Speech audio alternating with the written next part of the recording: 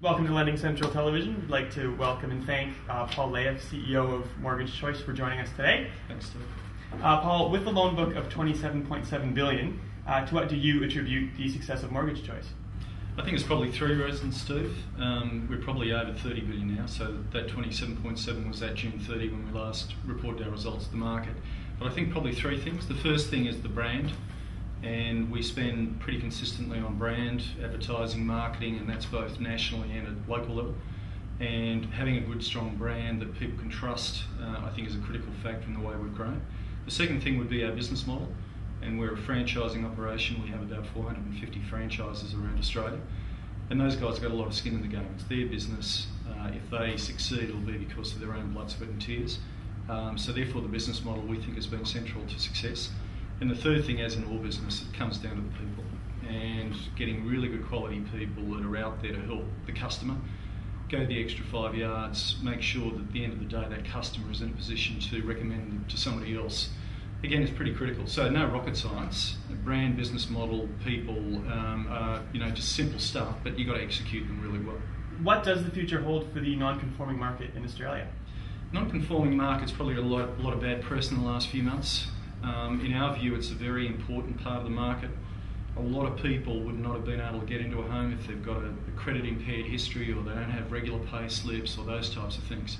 It would really be unfortunate if the regulators and the politicians got hold of this and wrestled it to death, because they might help one person by doing that, but they're probably going to hurt 20 or 30 others. So our view is that it's been an important development in the mortgage space. It'd be a shame if it got over-regulated. At the same time, there's probably a need for it to be a little better regulated than where it is now. But I think it's a viable segment. It's going to continue to grow. It's meeting a market need. What do you see as the primary advantage of being a pure play broker with no mortgage choice loan products versus a white labeling model? No right or wrong in this. We've thought a lot about it. We've thought about adding our own product. Ultimately, we decided not to. It doesn't mean that's right or wrong, but what it does mean in an environment like today is that we're not carrying any funding risk. We're not dependent upon anybody else to fund the business. It means that we don't have any balance sheet risk, no credit assessment risk, any of those types of things. So we think at the end of the day, just being a pure play broker without any distractions involved in own product, that type of thing works for us. Doesn't mean that people that have done it doesn't work for them. It's in this market, you make your bets and then you see whether you're going to win or not. Leading from that, as a straight broker, you have no post-settlement contact. How does that churn affect you? I'm going to dispute that. As a pure broker, we really stay close to the customer post-settlement. Our franchisees are continually in contact with their customers, newsletters, seminars, invitations to various functions.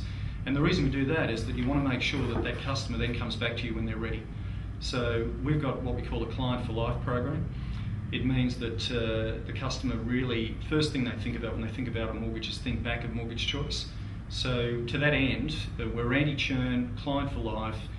Bottom line is that our average loan life, the amount of time that a loan stays with us, is probably longer than the industry average, and that's good for us and obviously good for the lenders. The MFAA is warning that the mortgage industry growth could drop significantly in the next 12 to 24 months.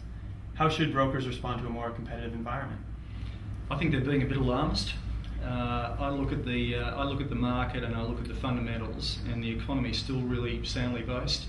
Today the unemployment numbers came out, 4.2%, 30-year low. GDP growth is running at 3.5–4%. Inflation basically under control. To my mind, that means credit's going to grow in the housing space by between, say, 11 and 13% in the next 12 months. It's not 21%, which is where it was in 2003, but it's still pretty healthy. Notwithstanding that, and I guess getting to the germ of your question, it will be a tougher environment, there's no doubt. It isn't those heady days of, if you had a pulse, you could get into business and you're going to get business. It means brand, it means reputation, it means the basics. And they're the three ingredients in Mortgage Choice we keep on coming back to. Just getting the basics right, day in, day out, consistent, getting people to recommend you to their friends and family. That's how you're going to survive in a tougher environment.